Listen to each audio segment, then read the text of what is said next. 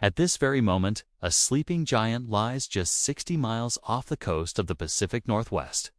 It's invisible, silent, and ancient. But one day, it will awaken. And when it does, it could trigger the most devastating natural disaster in American history. Chile, its southern half devastated day after day by volcanic eruptions and earth shocks of cataclysmic force, which spread havoc around the entire rim of the Pacific Ocean. Across the vast expanse of ocean, the tidal wave took a heavy toll.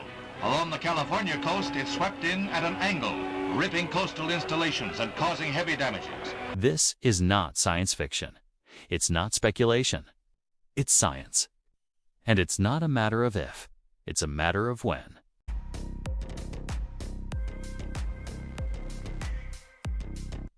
The last time it happened, on January 26, 1700. A colossal magnitude 9.0 earthquake struck the Cascadia Subduction Zone. It was so powerful it shifted the Earth's surface, drowned coastal forests, and triggered a massive tsunami that crossed the Pacific, slamming into Japan 10 hours later.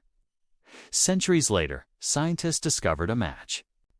Tree rings in Washington showed mass die-offs in the winter of 1700. Japanese tsunami records showed an unexplained ocean surge on the same date. The mystery unraveled. It had come from across the Pacific. What is the Cascadia Subduction Zone? The Cascadia Subduction Zone is where two tectonic plates, the Juan de Fuca and the North American, collide. One is sliding beneath the other, and they're stuck, like two rough stones jammed tight. When that pressure releases, the result is a megathrust earthquake.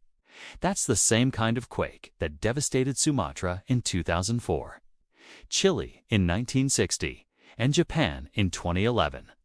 A magnitude 9.0 quake releases 1,000 times more energy than a 7.0 and 1,000,000 times more than a 5.0.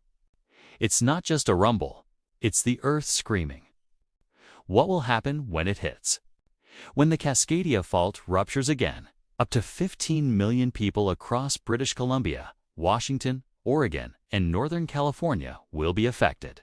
In cities like Portland, Seattle, and Vancouver, the shaking could last for 6 to 10 minutes. Buildings will collapse. Roads will buckle. Bridges will fall. But the quake is just the beginning. The tsunami. 10 minutes after the quake, a tsunami will rise. In some places, waves could reach 100 feet high. Entire towns on the Washington and Oregon coasts could vanish.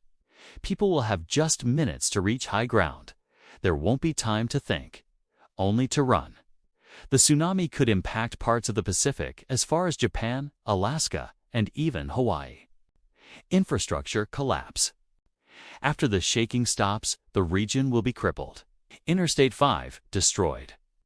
Runways cracked. Bridges collapsed. Communications down for months. Power outages could last for up to 7 months near the coast. Gas, water, and food supplies severed. Many regions could become inaccessible by road or air for weeks or months.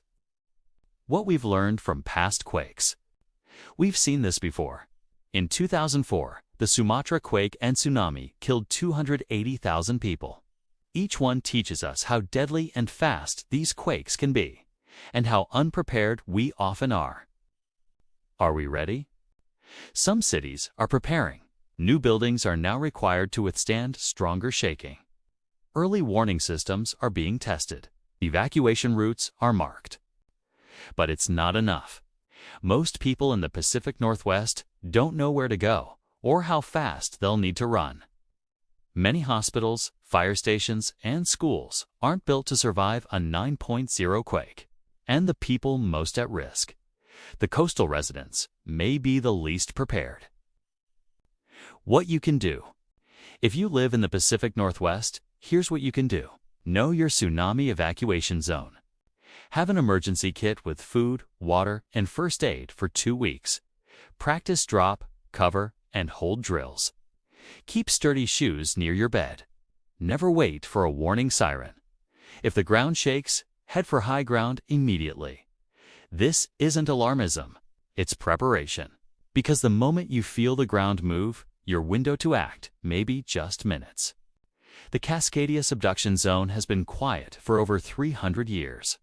That's longer than the average gap between major quakes in the region, but it won't stay quiet forever. Someday, tomorrow, next year, or a century from now, it will rupture again. And when it does, it will rewrite the map of the Pacific Northwest. The only question left is, will we be ready?